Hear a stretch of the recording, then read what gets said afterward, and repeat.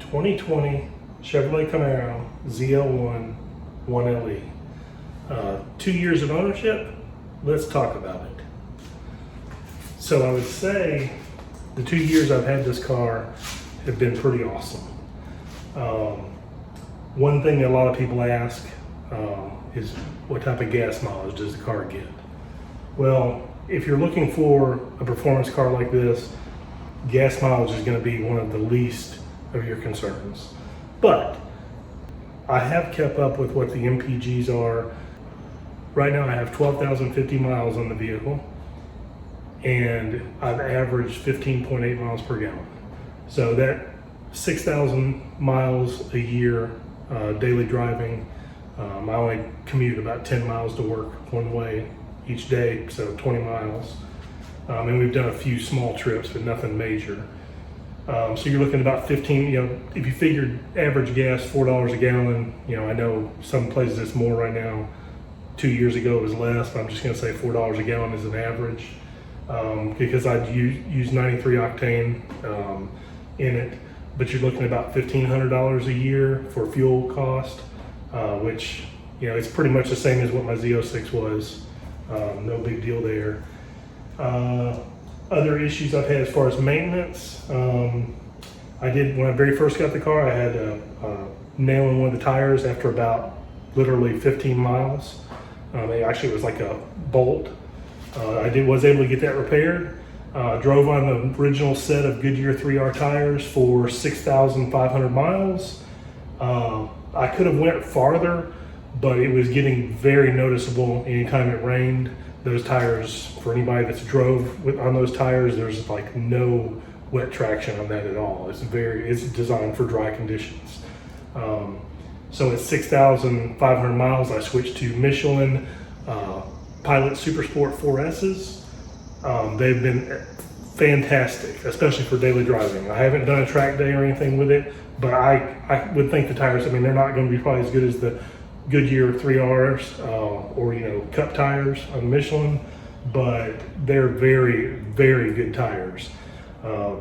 Just the road noise, the driving, it's 1LE, so it's going to be rough no matter what. You're going to feel everything, but it definitely awesome tires. I would definitely recommend them. 6,000 miles into so far that I've had them. Let's go around the car and I'll kind of point out some stuff that I love about the car, some stuff that's not so practical about the car. Let's see how it goes. All right. So right away, the stance and the front fascia of the ZL1, especially the 1LE, is just extremely menacing. It's got to be the most aggressive car that I've owned. My 16 Z06, Z07 package, it did have, a pretty nice front end, and the ZR1 has a aggressive front end. But this car, as far as cars I've owned, this is by far the most menacing looking car, easily. The hood is amazing. It's got the carbon fiber visible hood, and it's not so high up to where it really affects your vision or anything inside the car. So that's awesome. The bow tie on the ZL1s, being that it's a flow tie, that's an awesome touch on there. Let's see. I also like that the splitter and everything it's plastic. It's just like a satin black plastic, which makes it to where if you do damage one of those, you're not going to pay a fortune for them. So that's really, I actually don't mind that. I know the Z06 that I'm going to order for the 23, it's going to have the Z07 package. So, all the dive planes and all that stuff is going to be carbon fiber, even though I'm going to go with a painted option, but they're still carbon fiber. So, if they break, they're expensive. So something that's really awesome about this car, I try to tell people that don't know, but is the tire stance. The tires actually stick out farther than the fender. You can see I am right on the edge of the fender right here. And you see how much the front tire sticks out. And then the rear is the same way. I mean, it's just a massively aggressive stance on this car. It looks just killer. The 1LE does come with the smaller wheel setup. It's got 19s versus the ZL1's got 20s, but they're forged wheels, and I love the designs. I mean, they're just so awesome. Wheels might be a little dirty, but doesn't have ceramic brakes. My Z06, Z07 package had ceramic brakes, but these brakes are phenomenal. I mean, they stop on a dime. They're massive. I mean, but they're awesome brakes. Same with the front pieces. The side skirts are also just plastic, which to me, I don't have a problem with that. I know there's people out there, oh, it needs to be carbon fiber, but I actually like that it's not crazy expensive if you do damage them or something. I mean, this car, in all purposes, is made to go on the track. I mean, that is what this whole package is for. It's not, I mean, I'm daily driving it, but that's not what it's designed for, really. So the wing is just awesome. That's all I can say about it, is it's just, you know, visible carbon fiber. The wing itself is like $5,000 to replace it. That price might be different now. I know that it was somewhere around there when I first got the car, because I looked up what all was included with the package. But the clear taillights, that's awesome. As you see, I've got a temporary tag on it now. It's because I've ordered a prestige tag for my Z06 that hopefully I will get this model year. That's the plan anyway. And so the tag's not gonna make sense on the ZL1, but I wanted to go ahead and get the tag locked in so that I had it, so that whenever I do trade this, I can transfer the tag. But I guess while we're sitting here, I can do a cold start. It hasn't been started today.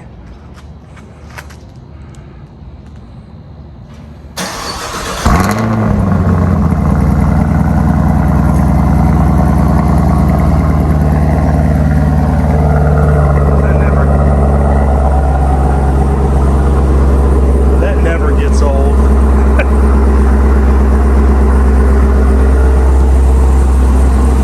This is the paint is the satin steel metallic is the color of the paint. So hopefully you can hear me, because the car is a little loud, but I'm gonna get inside, kind of go over some stuff in there. It quiets down a little bit afterwards.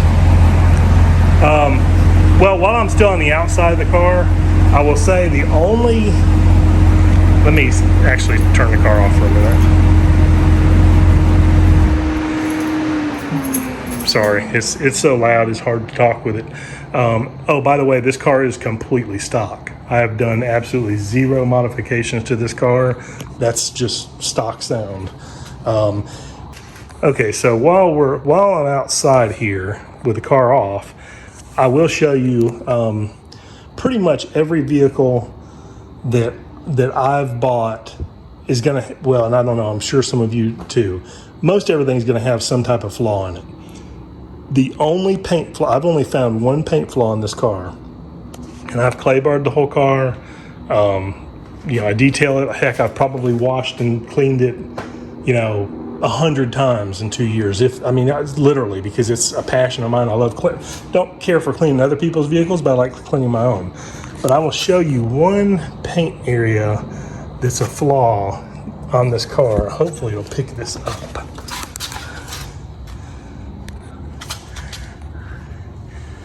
There's a piece of debris underneath the clear coat. It's very small, like right here. But I mean, I wouldn't bother having the body shop mess with that. I wouldn't want anything. I mean, it's only noticeable to me, and it's almost like a characteristic of the car. Because I know I can walk up and be like, okay, this is my car. I mean, you know, because it's got that spot on it. Okay, so let's get inside here. Well, first let me open the engine. Let's just see that. See that glorious LT4. And that is a functional vent, by the way, if anybody that didn't know. The hood's not that difficult to open. It does have a latch in here. You just have to, you can actually do it one-handed if you know where the latch is. Alrighty, LT4. Same engine as in the C7 Z06. Each one of these engines are hand-built from the GM Performance Build Center. There is a tag right here with the builder's name on it. I don't know if that's coming up very good to where you can see it. Latrice Carruthers is who is saying. I just don't know who, if you can read it very good. But, so this does not have mag ride because it's 1LE. You get the mag ride on the regular ZL1, which is much more of a comfortable ride. But this is designed for track. But like I said, there's cold air intakes you can get. If I was planning on keeping this car, which when I first got this car, it was just to hold me over until the Z06 came out. I knew that going in. But if I was planning on keeping this car, I would absolutely get headers just because the exhaust sound. The exhaust is awesome the way it is, but the headers just make it. All the cars I've seen that have headers on them or cold air intakes, they just sound so great. But yeah, it's a phenomenal car. I have had zero mechanical issues with it. Excellent engine. So let's go inside.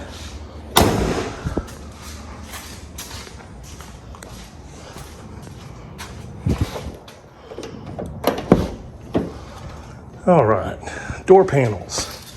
I'll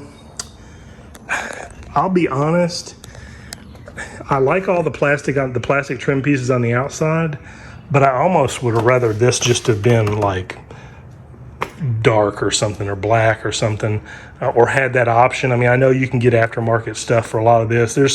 There's companies that make carbon fiber overlays pretty much for everything inside the Camaro, but that's something that, you know, I think it would have been a nice touch to had a different color option for that. I know you can get this right here in red.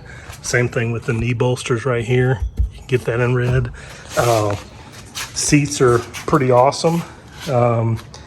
I had competition seats in my Z06, so these aren't as snug as that car was, but they're very comfortable. We live in Georgia, and I've got family in Alabama, and it's probably about a 3.5 hour drive sometimes, and it's super comfortable. I mean, I have issues with my hip, and that's actually the reason why I have had to get an auto, but it's very comfortable to drive. It doesn't bother me at all, the way it's the seating and everything. But the seats are very comfortable. The only thing you have to really watch for, I do anyway, is this gets scuffed up a lot.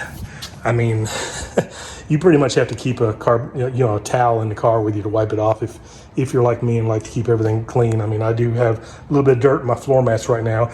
Now that is something else that I would recommend. If I was planning on keeping this car, that would be another thing I would get, would be the all-weather floor mats. My wife has those in her Trailblazer, and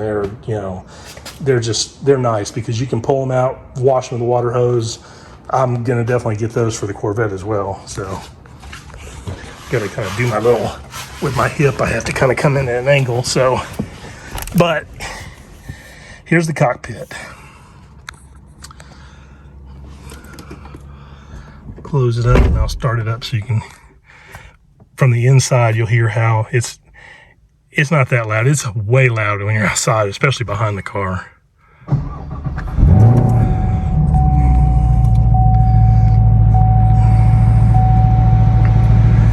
All right, so 12,054 miles, as you can see right here.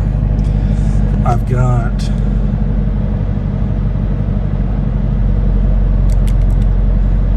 so this tank of gas I bought a couple days ago, so I'm averaging 13, but you know, it is the weekend, so you drive a little bit quicker on the weekend, I'd say. But overall, 15.8 miles per gallon for all 12,000 miles, so not too bad, not too bad. Mode selector, this will, you know, you've got your touring, sport, which I leave it in sport, track. You also have ice and snow, which thank God there's no ice and snow in Georgia generally. I don't know, hopefully you can see the heads-up display, but that's one option. And if you get a vehicle that has heads-up display after driving in one, at least for me, I always wonder why the heck don't they have this in all vehicles as a standard option, because it's just cool, because you hardly ever have to look down. And I mean, you've got your G's, you've got your RPMs, you got your speed, your gear. I mean, it's got like everything on there. It's just really cool. The mirror, okay, so this is a 2020, but whenever, I guess, I don't know if all 2020s were like this that were the 1LE, but when you get the 1LE on the 2020, you do not get the rear view mirror camera. So, and it's got that massive wing back there. So let me see if I can, I'm trying to make this to where you can see it. It's hard to see it because the sun's back there, but you can't really see, there we go. You can't really see a whole lot. I mean, pretty much all you're seeing is the wing. So you do have to be kind of careful of that, because I've honestly had driving down the interstate where a car was just far enough away to where they were in the wing part of it and I couldn't really see the car, and then they were going pretty quick, and then you look over and all of a sudden they're right there at you and you're like, holy cow, you know. So that's something you do have to kind of watch out for. Infotainment system in this car is great. This car I did get this car is optioned for the PDR. Now I did not spec this car. Funny story, my friend that works at my local dealer, Dave Chevrolet, for anybody that's in the Ackworth area, Chris Massey, he's awesome. I mean, I've basically made friends with him from shopping at Dave Chevrolet. I had sold my Z06 in anticipation for a C8, and then when COVID happened, I was like, well, crap, you know, they're not going to make the Z06 the second year of the model, and there's no telling when they'll make it. And so I sold my Z06 at the time and picked up like a Chevy Sonic, you know, a little 4-cylinder, just to have something to daily drive. And I drove that for like, I don't know, a year and a half, and I just couldn't handle it no more, and so I went up there, and you know, at the time 2 years ago, we still didn't know what was going to happen with the Z06, and then that's when he said, hey, you need to come look at this car that just came in. He's actually the one, I believe, that spec'd it, and I would say he did a phenomenal job. It's got most all options. I think a few of the options it doesn't have. Carbon fiber, you can get this in carbon fiber, but you could always get that added, I guess, afterwards, I'm assuming.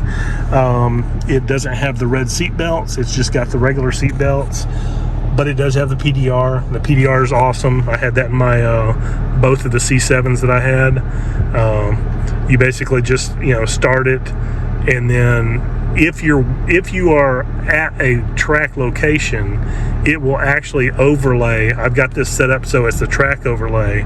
It'll actually overlay the track onto your playback, so you can make a video and it'll actually show you where you're at on the track and stuff. It's really cool. It's not the clearest though of video, obviously. I mean, but you know, it is pretty cool. So that's something that's a neat option. The shifter. Okay, so like I said before, due to my limitations with my left hip, depressing clutch pedals is just that it's just not good for me. So the auto, especially with the manual shift, is really cool. I will be honest with you, in the 2 years I've drove this car, I think I've only put it in full drive on the very first day I had the car. And I just did that just to make sure all the gears shifted good and everything. I always drive it in manual.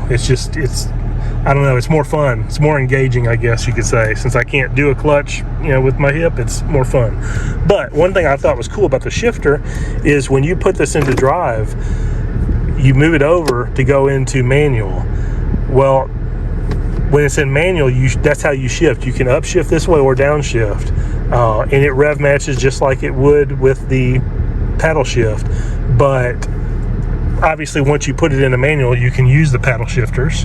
But it is cool for anybody that's, you know, wants to have that feel of a clutch, you know, of a stick shift, that you can shift it that way as well.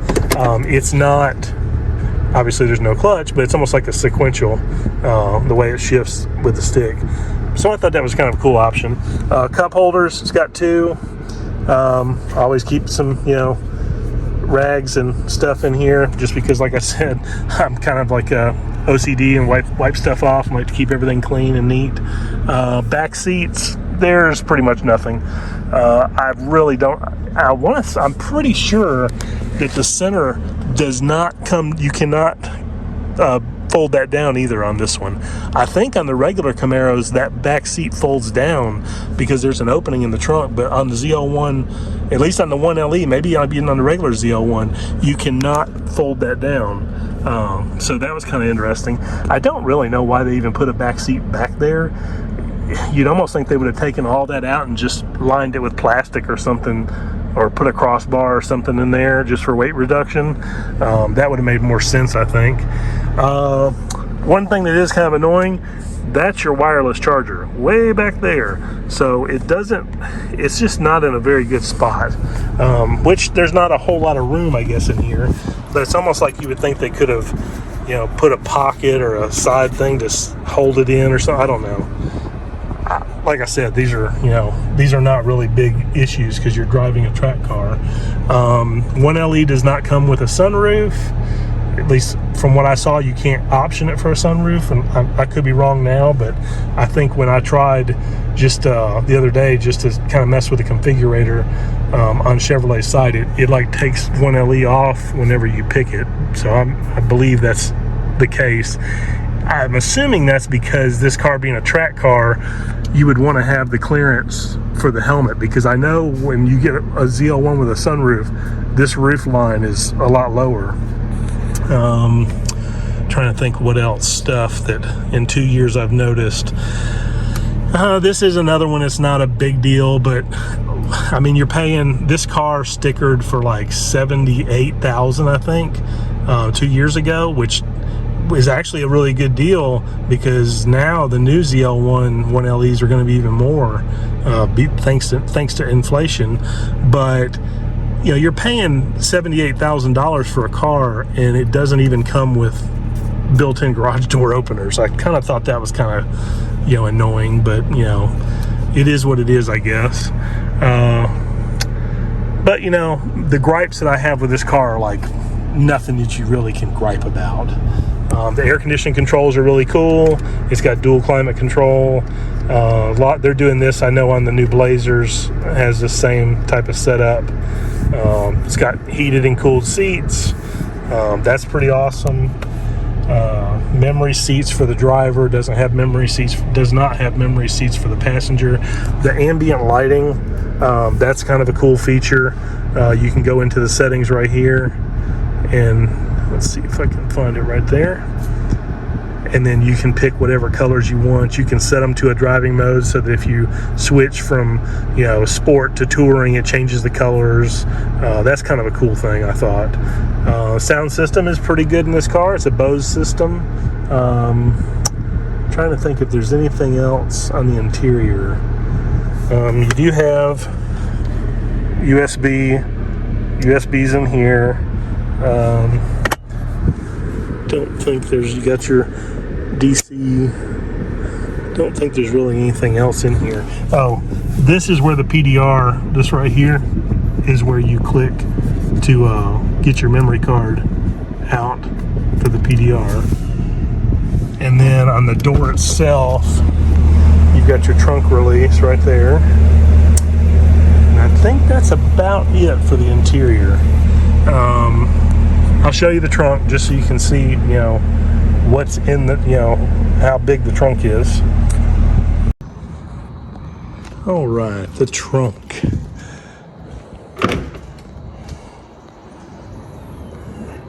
So, just to show you this wing.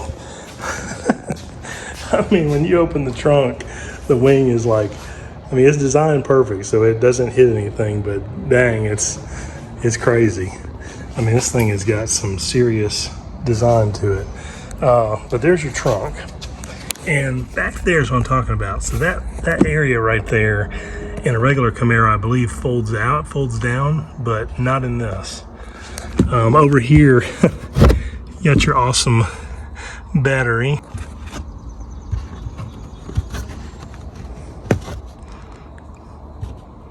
Let's see. It takes a little bit of finessing. There you go. I'm trying to remember what all it's got underneath here. It's got, I think, a pump, fuse box, your tow hook. I just put a torque wrench in here. I think that's about all that's in here because there is no spare.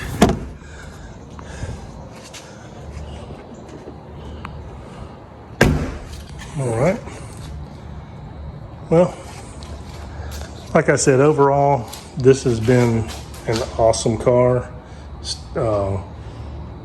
Heck, I don't know. I'm hopeful that I will get the call on the Z06 this first model year, but there's a chance that could, you never know what's going to happen. I mean, heck, everybody's went through the last, 2 years of craziness, so it wouldn't surprise me the least bit if something changed on that. And if it did, it isn't no big deal to me at all because this is absolutely a stellar vehicle. I just wish I could afford both. It just wouldn't make sense to me because I do daily drive my car, and the Corvette will be no different. I'll daily drive that car as well, and unfortunately, if I had to, one of them would sit anyway, and I don't know. These cars are made to be driven. They're not made to sit.